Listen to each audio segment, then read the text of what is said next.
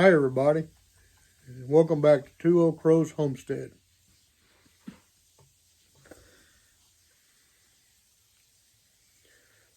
So we're trying to figure out what we're wanting to do this year with the farm or homestead related probabilities. Homestead related possibilities. Well, But we're hoping that they'll probably happen. that's why I said I probabilities. know. So Such a big word for somebody who's uneducated, right? whatever. So I'm like I'll just show you. I'm like a goal setter, list person, planner, all of that. And I do as I'm told. Randy just kind of follows along. But he has, he has things that he wants to get done this year too. So, we just wanted to make a video kind of sharing with you all what our plans are for 2022, because I kind of feel like, we moved into this house at the beginning of April last year, and I kind of feel like we were on this big kind of learning curve with this, especially the permaculture part of it, and just learning how we're not even to the point where we have, like all we have is we've got chickens, turkeys, pigs, and guineas. That's it. Well, and our dogs. And we don't even really have what I would consider like big farm animals. I mean, our pigs are pretty big, but we've raised pigs before on a lot smaller land than this. And but we don't have like cows or sheep or whatever big stuff. So I feel like we spent 2021 kind of learning how to manage having a lot of property or having a big piece of land. So and we're by no means educated. I mean, we're still like in that place of learning about how we're supposed to do this. But for 2022, we do have some things that we want to accomplish. Yeah, that we want to start up, and hopefully we'll be successful. But one of the things, and we shot a video. It was like a couple of videos ago about we got some rabbit to try. So you can go check out that video and see what we, thought about that. Well, I mean, I'll tell you what we thought about it. We liked it. And I've had rabbit before, but one was good and the other wasn't. So well, what we fixed, that was pretty good. Yeah, it was pretty good. But liked it. There's a lot of other recipes to try. Yeah. And I was really shocked at how much rabbit actually tastes like chicken. Like, I know that people say, they'll eat something, they're like, it tastes like chicken. Rabbit actually does. It even has like a white or a light colored meat and a dark colored meat, kind of like chicken does. And because the legs of the rabbit were a lot more tender than what I guess you would call the rib part or something up there, the meaty part of the shoulders and stuff like that. But anyway, we want to get into raising rabbits and having that as an alternative meat source. So what that entails, we've got a rabbit hutch out in our garage that we bought. And I mean, it's just a used one that we bought from someone else. But so we're going to have to build a couple more rabbit hutch type cage things. And then we want to build a mobile rabbit tractor, maybe actually even a couple of them, to keep, groups of rabbits, be able to move them around outside so they can eat grass and all of that before we harvest them. And then also back before Christmas, Randy bought a egg incubator. And so we want to try our hands at incubating our own chicken eggs, and instead of, you know, like buying more chicks and having meat birds, because all the chickens that we have outside are dual purpose birds. So instead of ordering chicks or going and buying chicks from Rural King or Tractor Supply or something like that, we want to hatch out our own chicks and have a mobile chicken tractor. We've been looking at some different plans. I think we've settled on, are we going to try the PVC one? Seems pretty light. Yeah, we're looking for something that's fairly light to We can drive put them over in around. the field over here, and they can Yeah, kind of help knock that down. yeah. So we're looking at building a chicken tractor to keep our meat birds in, and harvesting those. And we've got to build more raised beds for our garden. Right now we only have 2, and so we want to get. We have our tall one in the backyard that we use for tomatoes this year, and I want to build another tall one that kind of matches that will have, because it's gonna be like 2-sided, and I'll explain that more in a future video. But I want another one to match that one, and then we're probably gonna have I would say about 4 more of the lower raised beds. So along with building, working on getting our garden put together before we actually have to put stuff in the ground, I want to, the area that's on the side of our house out here that's part of the, right now, currently part of the landscaping area, I want to build an herb garden out there. Mainly because that area is on this side of our fence that goes around our backyard, and the animals don't get to it. The dogs don't get out in it. And or the terrorist. the turkey terrorists, they don't get into it. That's one of the things I'm worried about with the garden, with the raised beds. Like right now we have our garlic out there, and the turkeys can't get to it because I built the cage over the top of the garlic.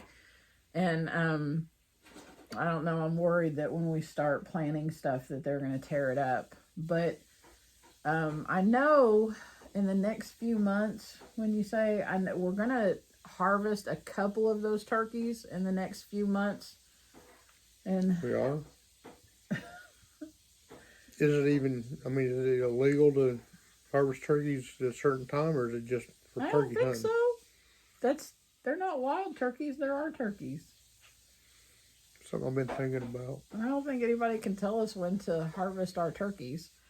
I mean, right now we have 3 toms and 2 hens, and that's really 2 toms too many because they fight like a lot. I actually have a video I might stick in here, right here, of them fighting in the backyard. It's the wildest looking thing. Well, they don't fight, they spar. They kind of start out like doing this dance back and forth. It's weird. It's just weird. And then they go at each other.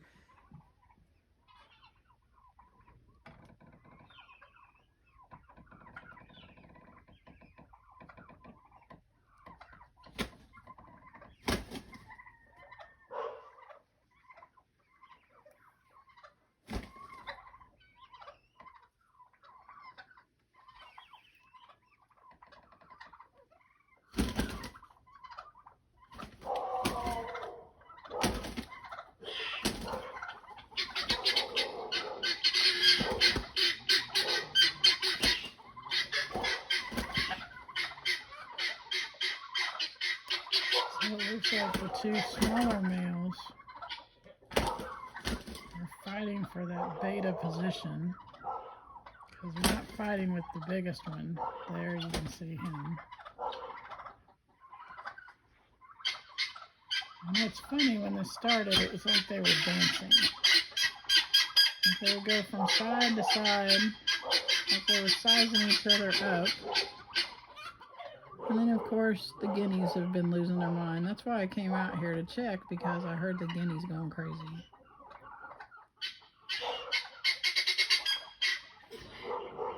So I don't know. It's like a big standoff out here. Another thing that I want to do for 2022, and I have this list here, knowing full well that, we're not going to overwhelm ourselves with stuff because regardless of what is going on the farm, we both still have full-time jobs that we work. So, it's just going to be working on one project after another kind of thing. But one of the things that I want to do, and I've enlisted the help of a few of our daughters, I want to build a greenhouse. And I actually want, I want it to be someplace that I can like grow greens and stuff like that in the wintertime or when it's cooler out. But I want it to be a place where I can do like seed starting and all of that kind of stuff. And I'm really leaning toward a greenhouse that's made out of different size, like old windows. And it just, like looks nice sitting in the backyard. I know that's not always practical, but I don't know. Like on, I can't, Roots and Refuge, on their channel, Jess on there, she always talks about, grow something lovely, make your garden area a place that you enjoy being and all of that. And that's kind of what I want to do. I mean, I want it just to be someplace where I can go and relax as well as go out and work in. So, that's, that's kind of the direction I'm going with that. One of the things that you want to build, do you want to tell them about that? Yeah, one of the big projects, I guess you could say, that I'm wanting to try to build is a cooler. A walk-in. Yeah, a walk-in cooler in the back part of our barn that actually has it used to be like an attack room, I guess you would say. Yeah, for their horses. And enclosing that and put an air conditioner in it and buying this, I can't remember what it's called. I can't either. There's some device attaching it to it to make the air conditioner. Yeah, it tricks the air conditioner into thinking that it's cooler or warmer than what it actually is. That way, when it comes spring or summer, we can go ahead and process one or both of our hogs. Now, we are planning on getting a couple other hogs, and I think our kids are wanting to get another piglet to start raising so they can have their own meat. But in the same terms, we're trying to do this ourselves instead of taking it somewhere else and have it done. But you have to have the meat cooler to let it hang for a while. Plus, during deer season, that would help let them age. Yeah. So, of course, that's a project foreseen, and hopefully we can figure out how to get it done. I mean, that room in the barn is already closed in. I think we might have to raise the rafters. Does it go all the way to the ceiling? No. So we'll have to close in that part in the ceiling, but it even has a drain in the floor and everything back in there. There's 4 walls that are completely enclosed, which I'll have to take the outside paneling off, or the inside, and insulate it real good and build a door and then put a roof over the top of it and maybe raise it some. That way we have enough room to hang the meat, the hogs or whatever we process from in there. Yeah, we'll probably have to put some reinforced rafters up in there too to hang the stuff from. But that's one of my projects I plan on getting done. We've talked about this for about 2 months now. Yeah. He's been investigating that and figuring out the best way to do it.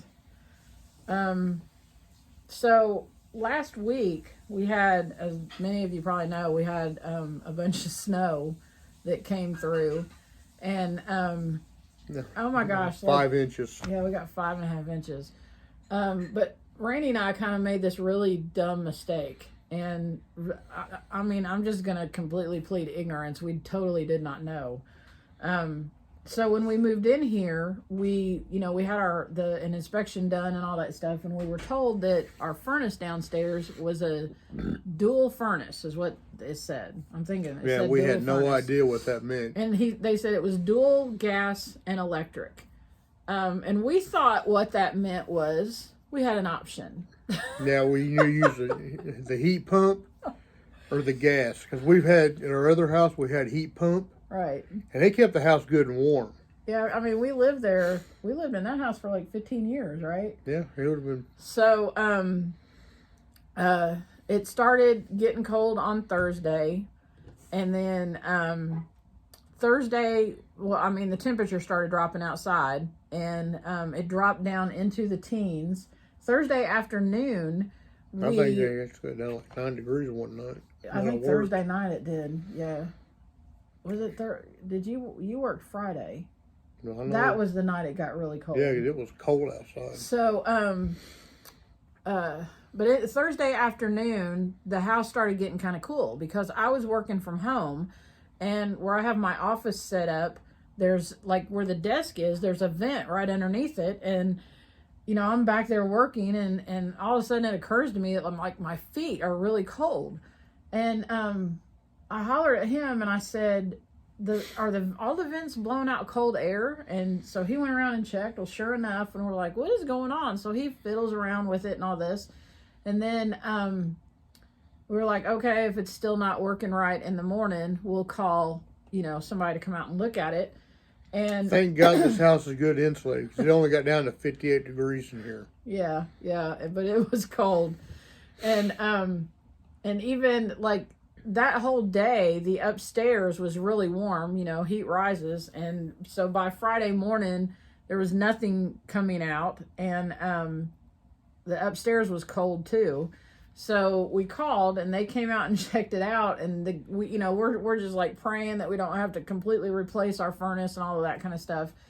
And so the guy comes out and he goes, well, you don't have your gas hooked up. And we were like, we didn't know we had to. And he's like, you didn't know that this is a dual furnace, or whatever that term is. And I asked him about I asked him what the dual purpose was, and he said once it gets, the heat pump actually will keep the house warm, but when it gets to a certain temperature, the heat pump don't do anything. It'll draw the air out, then it'll freeze, and then it'll go into defrost mode, which will start blowing out cold air through the vents. And he said with the gas turned on, you put it on emergency heat, auxiliary heat, or whatever you want to call it. And that way, when the heat pump when the outside temperature gets to a certain point, the gas will kick on, compensating for what the heat pump don't go to. Yeah. And my brother, who's really good at this kind of stuff, he said that those kind of furnaces, once it gets down below 25 degrees, like that, the heat pump quits working, and the gas will kick in to compensate for the heat pump. Well, I don't think the heat pump quits working, but it can't. No, it can't fight with the cold. Yeah, it's not pulling the hot air out. It's not pulling enough air outside to bring in to kind of warm up. So all it is blowing out cold air, because that's all it's pulling out of the air. But since we had the gas turned on and they got the furnace working good, it's stayed pretty warm in here. Yeah, I mean, the great thing about what happened on Friday, which when we called the heating place, they were like, everybody was snowed in. We got 5.5 inches of snow, and they said, only half of our technicians showed up. We're going to try to get to you today. And I was like, we have no heat, but we're not dying. We've got blankets. It's okay. I said, just get here when you can. And so he shows up. He tells us that we need to have our gas turned on. And we're just kind of feeling like we're idiots or whatever. And I call the utility company, and none of the people who work in the office at the utility company showed up that day either, because the roads were so bad. But some of their tech guys, the guys that go around and take care of stuff, they came in. And so this guy, I get a hold of him and I tell him what's going on, and he goes, and I'm just, he said, so you don't have gas hooked up? And I said, no. And he said, well, you're supposed to pay a deposit.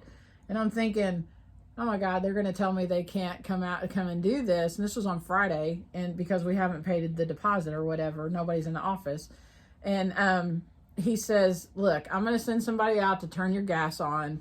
And he said, you just got to promise me you'll come in and pay the deposit on Monday. And I was like, absolutely. We will be there first thing Monday morning. Yeah, the people we called for the furnace said it's only taking no heat customers. Yeah.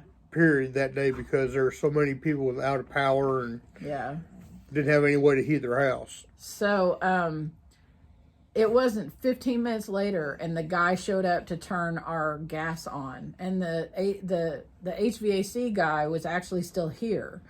And I'm glad, because the service guy turned the heat on, or turned the gas on, and then there was like a couple of things that needed to be tweaked on the furnace. And if he wouldn't have been here, we wouldn't have even known how to make that work. And we've never had gas heat before. We've always had electric. Yeah. So saying all of that was kind of like a convoluted way to say this. I want to check in. We actually have, I don't know if you can see it. Let me try to turn this. So right over there, see that right there, that wall going up right there? That's actually a chimney. And there's an opening, or what do you call that? An opening into the chimney in our dining room, where I guess previously they probably had a wood stove in the dining room, but that chimney actually goes down into our basement as well. And it's all open on the roof and everything. We went out and looked. Well, I want to check in to see about getting someone to come out and inspect that and see if it's usable, and possibly get it cleaned out if it is usable. And then at some point, when we can find a good deal, I guess, getting a wood burning stove to put into our basement. I don't want a wood burning stove to use as primary heat, but I want something that if all the utilities are shut down, then, we can still heat the house. We're kind of talking about, the people that we bought the house from, they only lived here for a couple years, and they never even had the gas turned on. So, yeah, because it took forever to get the air out of the gas line to get it to fire. Yeah. So, but the people prior to that, I think they had, there's like a nozzle in the corner of our living room coming up out of the floor. And I think they had those wall mount gas heaters on the wall. Or a furnace, or a fireplace, which I'd like to get. Yeah.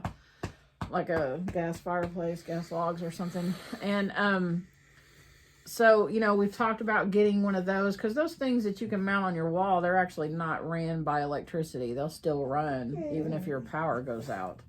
So, or they make them that will. But I don't care to have one of those on the wall, but I just want something that is kind of, I know the phrase off grid. I just want something that if we lose everything, like if all of our utilities, something happens, then we can still heat this house.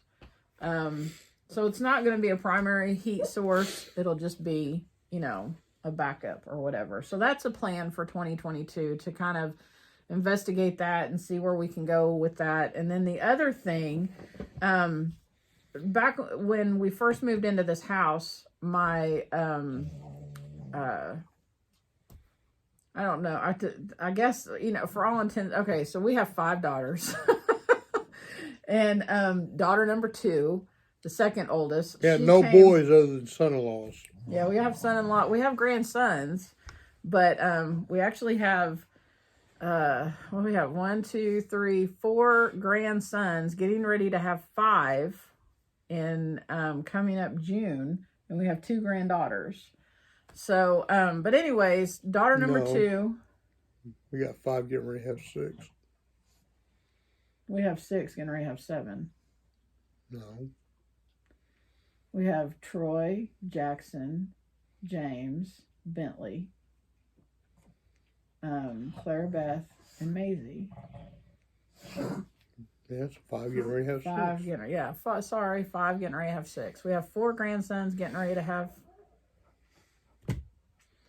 We got 5 grandkids getting ready to have 6.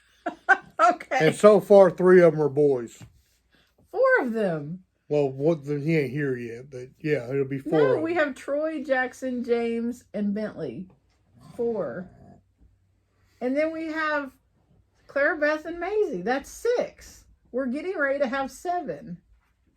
Sawyer's coming in June. So I was right. Anyway,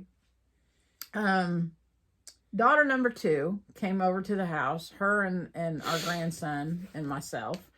We hiked down to the bottom of our property, and there is I don't even know what it's called. It's a bunch of cement blocks that are piled up.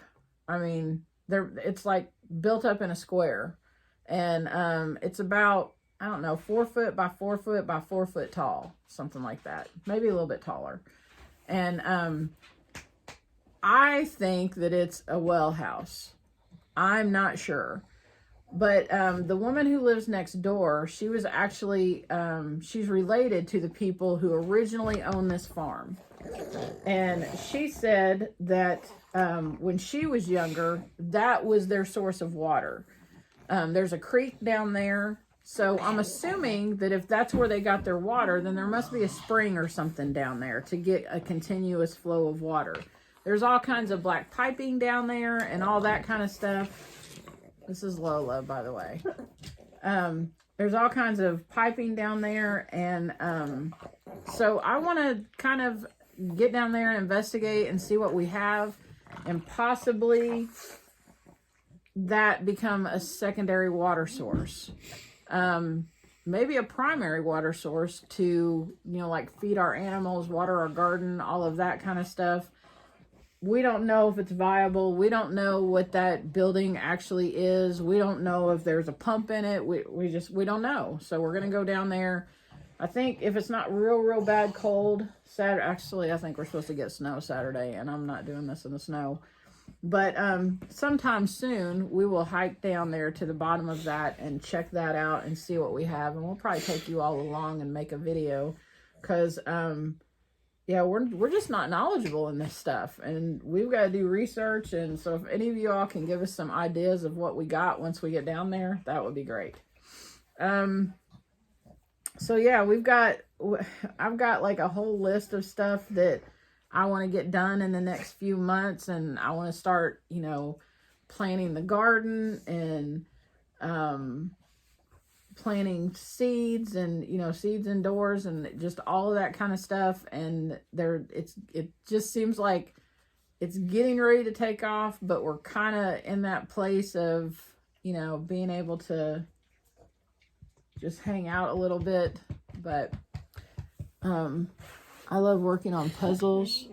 My grandson Jackson, he loves working on puzzles. And so he found this donut puzzle, and that's what we're working on right now. And I haven't found a single piece. Jackson's 6, and he's really good at working on big puzzles. It just amazes me how he can hone in and find a piece. So anyway, yeah, that's a lot. That's a lot of stuff happening. I think in the next few weeks, we're actually going to start working on that PVC chicken tractor. And we'll just start checking stuff off of our list. But in the comments below, let us know what you all are doing for 2022. If there's anything new or any big projects that you all have coming up, maybe you can inspire us to have some new ideas of stuff to do. But yeah, that's what we have going on. Anything you want to add? Goats. Gotta have goats. No, we don't gotta have goats. Or if you watch this video from on YouTube from these bearded butchers. Bearded butchers. Yeah, bearded butchers. That's a tongue twister. They have videos on how to actually process these different animals. And I'm actually watching one today on how to get different steaks out of a cow. It's actually pretty interesting.